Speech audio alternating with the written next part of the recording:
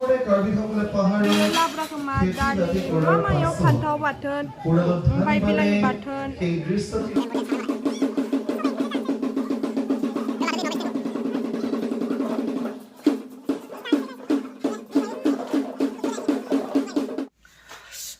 Finally guys बे रुमखौ जों चेक आउट खालामनानै थांनोसै आरो दा थांनो टाइम जाबाय थांनो गोसो गैयामोन मा खालामनो दा थांनोसै थांनानै दा अर्किड पार्कआव एसे हाबलांनोसै ओंखाम सोखाम जालांनोसै ओमफ्राय न'आव थांनोसै दा बाय बाय बे रुमखौ नागारनानै थांनोसै बे रुमखौ दिनै नागारना थांनोसै हरसेनि थाखाय फैदोंमोन आरो अकल बे मैदेराव गाखोनो थाखायनो जोंनियाव हर थाफैदों आरो ओमफ्राय दा थांनोसै आरो दिनै जेबो थायाखैथ' हेलमेट दं बेग दं नै दा थांनोसै आरो जों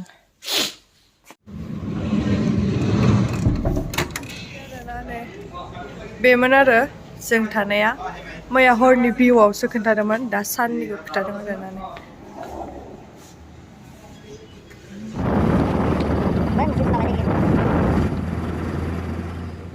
नै मेन गेटआ इसो आरो ना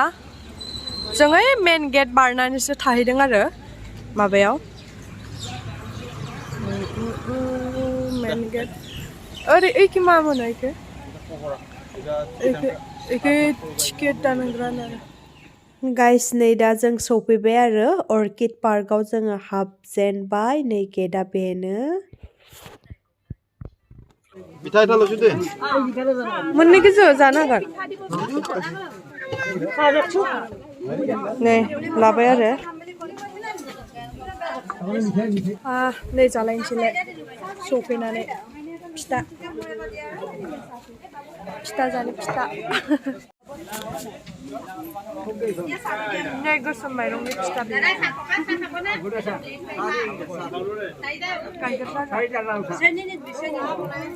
साहा लोंखांबाय साहा लोंखांनानै नैयाव टिकेट लानोसै आरो टिकेट लानांगौनो नै टिकेट मोनसेयाव 100नो टिकेट लाग्रोनांगौ दे फैबाथाय नै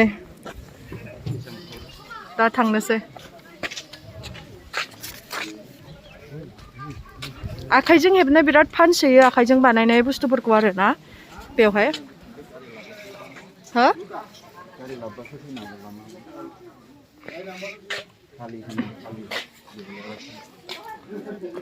जोंनाबो आर'नाइ फानदों नै guys Saya bawa semua. Ya berasa apa? फुल लारि लारि गायना दोनदों नै बरियानो जि मोजांखा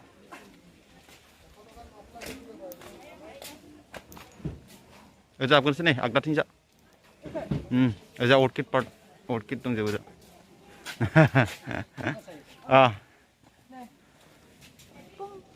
हाबनोसै फैदो नोंथांमोनाबो आंजों लोगोसे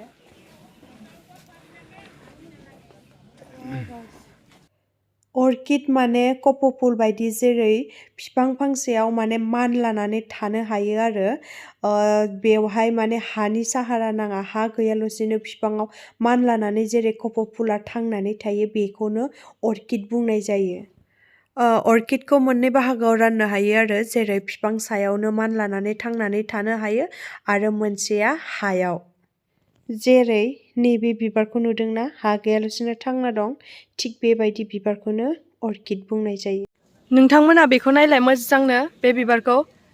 मोसानाय बायदि नुगोन हिन्जावसा सासे मोसानाय बायदि डान्सिं लेडि नैबे बिबारनि नामा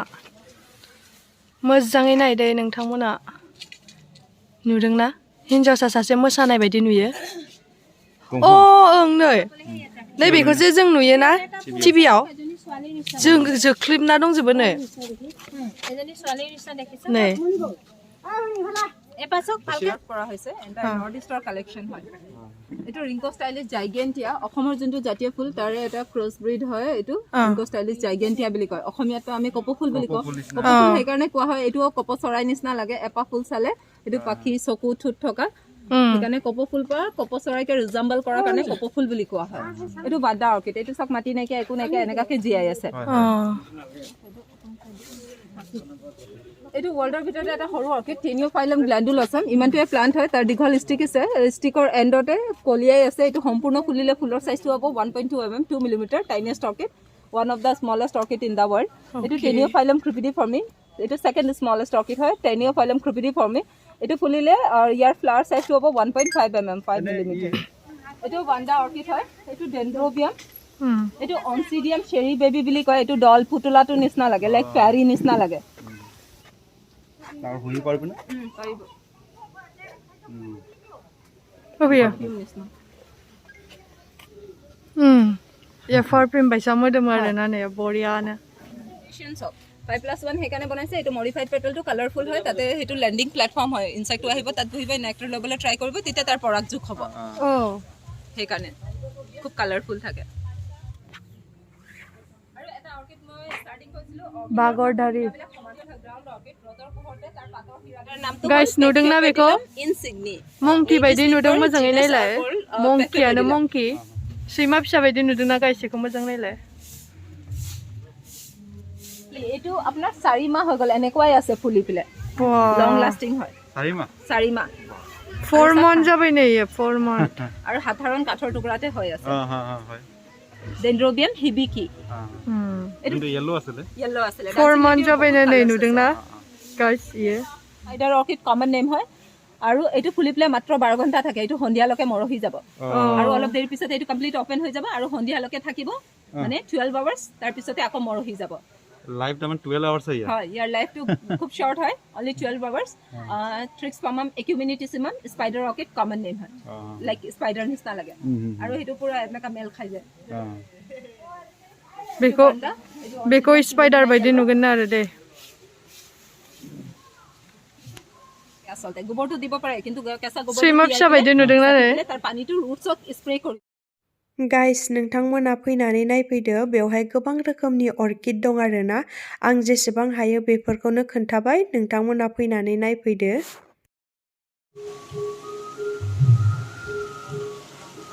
नैबे फट'फोरखौ नुदोंना नैबे फट'फोरखौ गासिखौबो माइक्र' लेन्सजों साफायजोबनाय गोजा आरोना नैबेखौ नायलाय नैबेखौ बार्बि डल बायदि नुदोंना बेयो बार्बि डल नङा बेयो बारसे बिबारसो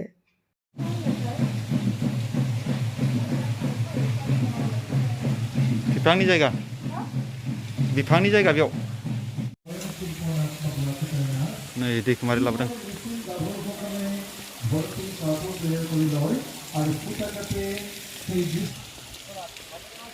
प्रग्रामखौ दसे नायसै program नायनोसै नै गाइस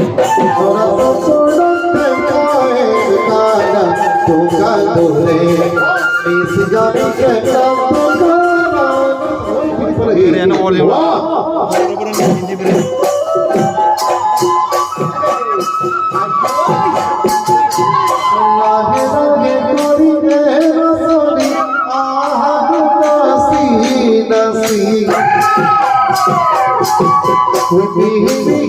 ओंखाम अर्डार होनो हायो आरो मा जायो मा दं duck, local fish, rice. Local chicken जाना प्रग्रामा जोबथ'बाय ओंखामबो अर्डार होबाय ओमफ्राय दसे बेरायथ'नोसै नोंथांमोना आंजों लोगोसे नायलांफाबाय थादो भिडिअखौ स्किप खालामाल'सैनो केक्टास पार्क हाबनोसै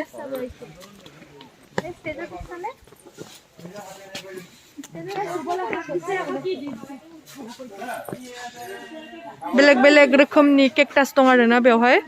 नै बेनिफ्राय नायलांसै अयौ नै केक्टासा नै बेयो माबा बायदि मा एल'भेराया एल'भेरा बायदि नुयो आरोना नै अक्ट'पास नायलाय अक्ट'पास बायदि नुदों गाइसिखौ अक्ट'पास बायदि नुदों ना नुवाखै कमेन्ट खालामलाय नै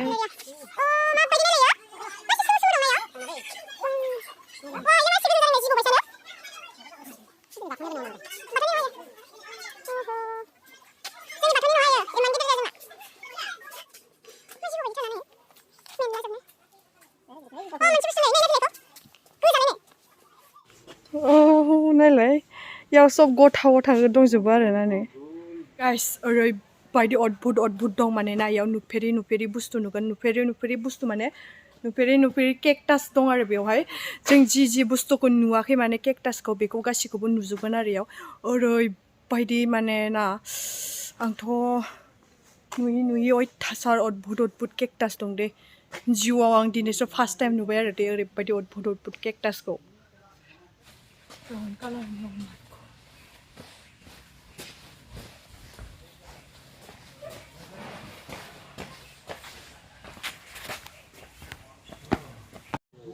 नै बेयो गासिबो भेजिटेबल गार्डेन गोजा आरोना इयाव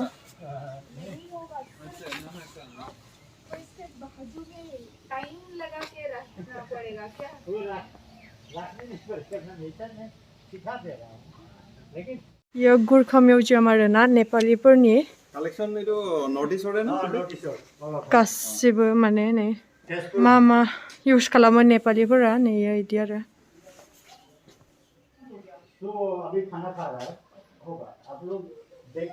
जिगाबनि बानायनाय नै इखौ सेन्देलखौ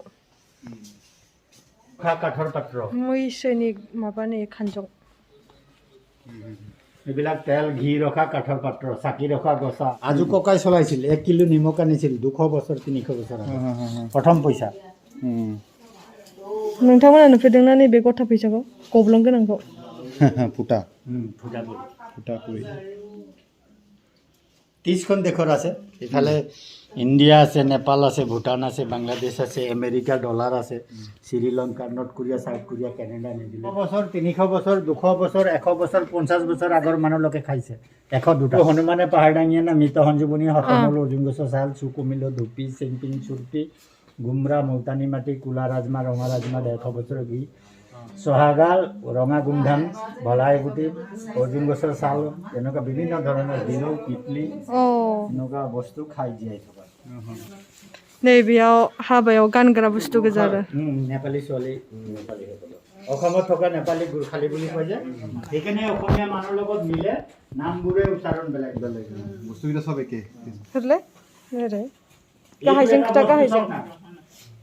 এইটো ভাত লগ ঘৰত এজন ঘৰত 20টা পৰিয়াল আছে 20 পোৱা চাউল দি পেলাই টৌত ভাত বনায় ভাত বনাওঁতে লৰাই হৈ গ'লে ভাত উলিয়ায় আৰু মানুহক বহাই খুৱায় ইয়াৰ সমান ই আছিলে 200 বছৰত ইয়াত আৰম্ভ কৰিলে 200 বছৰতে ইকনমি ইয়াৰ মেটেলটো ক'ত গ'ল সব পেটত গৈছে সেইকাৰণে আগৰ মানুহৰ এপেণ্ডিক্স বেমাৰ নাই ইয়াত খাওঁতে 3 পুৰুষ মৰি গ'ল गाइस नै दा जों गार्डेनखौ फैदों आरोना नोंथांमोनाबो नायलांबाय थादो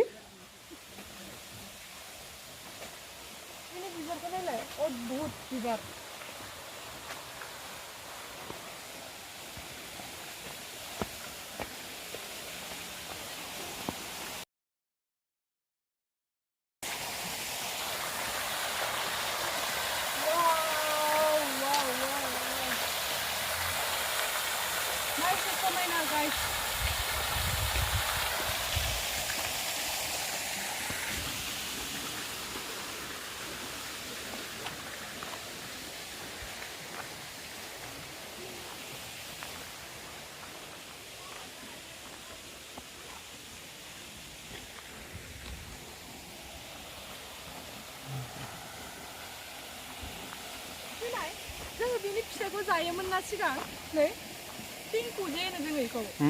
जों बिनि फिथाइखौ गोदो जायो बेयो माने सालायाव गोसोम नाङो बेरायजोबख'नोनो हायालै गाइस मासे बुरजा आयौ मासे समायना माने नायबाबो नायख'नो हाया बेरायबाबो बेरायख'नो हाया आरोना ओहो आयौ अन्थाइ मासे गिदिरलाय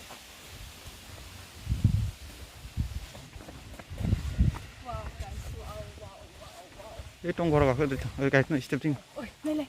मा बिफां इयो नायलाय बेयावबो गाखोनांगौलाय नो नायलाय गाखोनायदो गाखोलाय आङो हादा आं गाखोनाय ट्री हाउस आं गाखोलांनो हालाय गाइस बोटिं खालामनि बोटिं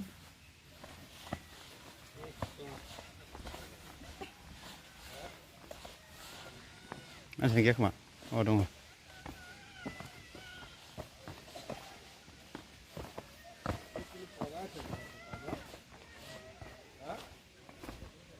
एबार बोटिं खालामसै नै এয়া অর্কিড পার্ক এইফালে যা অর্কিড পার্ক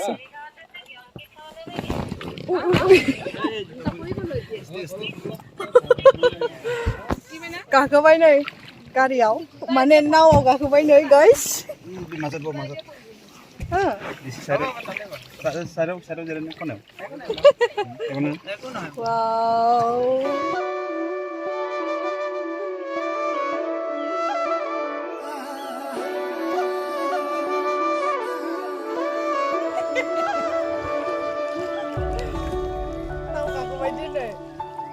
नै जों सफैबाय आरो बेरायनानै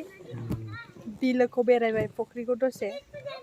ओमफ्राय दा जों फैबाय जों सफैबाय नै सफैबाय फाइनाली बसाय बेखुंगा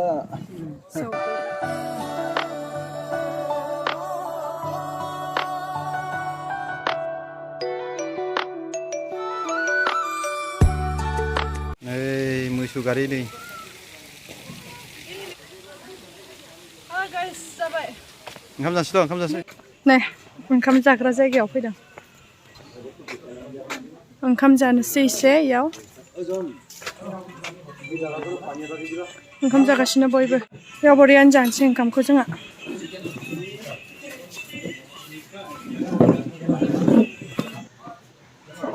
ओंखाम जानो नेदों ओंखाम जानो जिरायबाय आरो ओंखाम जालांनो ओंखाम जाखांनानै होलांनोसै बिराद बुरजा बेरायबाबो बेरायख'नो हाया गाइस नायबाबो मोनसे मोनसे नायनांगौबाथ' सानसेयाव जोबानो माने ना साननैबाबो जोबनायानो नङा मोनसे मोनसे फिसा फिसा फिसा फिसा नायनांगौबा ओरैबायदि दं माने ना ओरैबायदि मोजां मोजां बुस्थु दङ बिदिब्ला ओंखाम जानोसै लाब्राखौ मा दालि मा मायाव फान्थाव बाथोन ओमफ्राय बिलाहि बाथोन मैथा जेलि खोमा ओमफ्राय आलु फ्राय आलु बाथोन लाब्रा मा मा ओंख्रि मिन्थिया गासै खैथा 1 2 3 4 5 6 7 8 9 10 11 12 13 14 15 16 17 आइटेम्स दं इयाव ओमफ्राय 18 19 ओमफ्राय दा जों जानोसै फुल सांमाय थालि गाइस इमान गिदिर थोरसियाव इमान बुरजा ओंख्रि दिनै फार्स्ट टाइम जासिगोन आङो ना आरो बेदरखौ एक्सट्रा बायनांगौ आरो ना बे थोरसिखिनियाव जेसेबां ओंख्रि खुरै होनाय नुदों बेखौ मोनफाखायो आरो बेनि दामानो जाहैबाय 200ल' मात्र 200 थाखाल' गाइस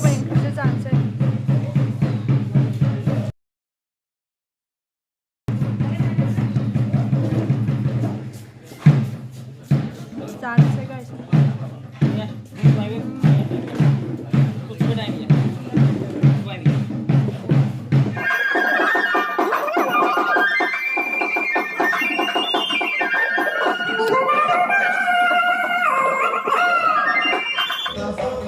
ओंख्रिया जोबाखै ओंखामा जोब्बाय ओंखाम नांगौ गाइस ओंखाम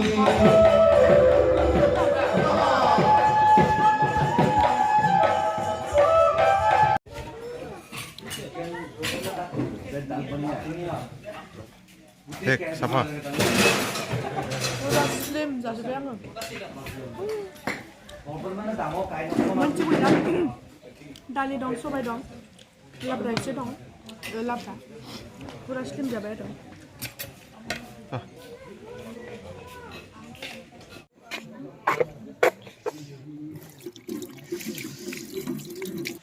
गाइस जाखांबाय आरो जाखांनानै दसे जिरायनोसै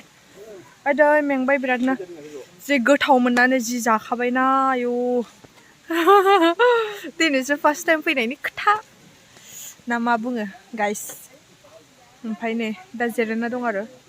बरियानो दसे सम जिरायनानै न' फारसे होलांसैलाय थांनाया नङाबा मोनाहैलायगोन जोंना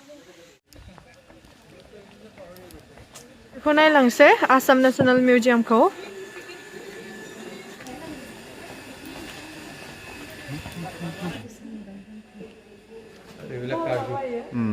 कार्बि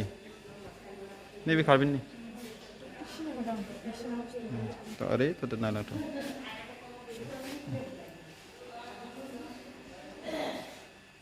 नै हिन्जाव गोदान लांग्राया itu kiba hai dula दरा Koina? Koina niya to. Hinjo godan lang ba? Lele lang ba?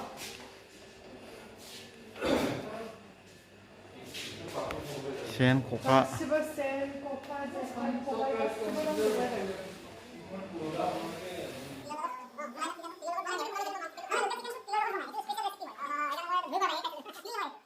नैबेयाव जि दाना खोन्थाबाय थायो आरोना माने जिखौ फानोबोनो आरो Bengali sal.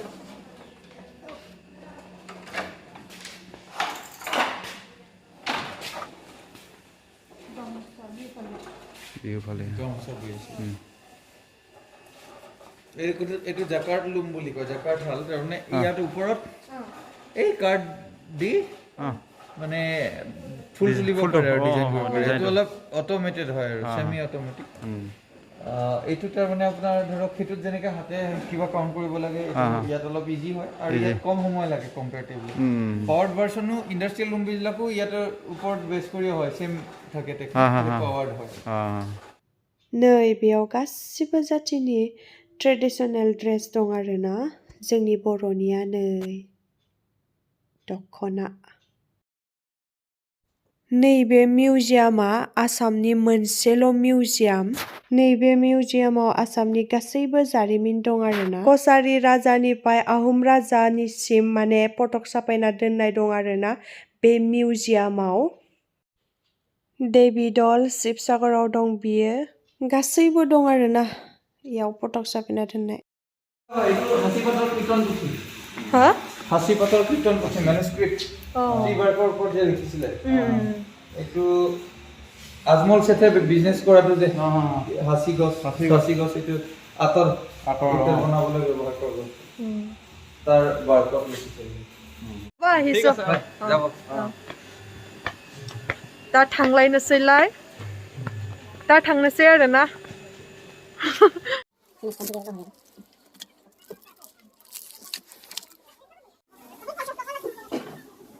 गाइस दा डाइरेक्ट न'आव थांसै ओंखारबोबाय जेने तेने फैनो गोसो गैयामोन होमबाबो दा मा खालामनो ओंखारबोबाय आरो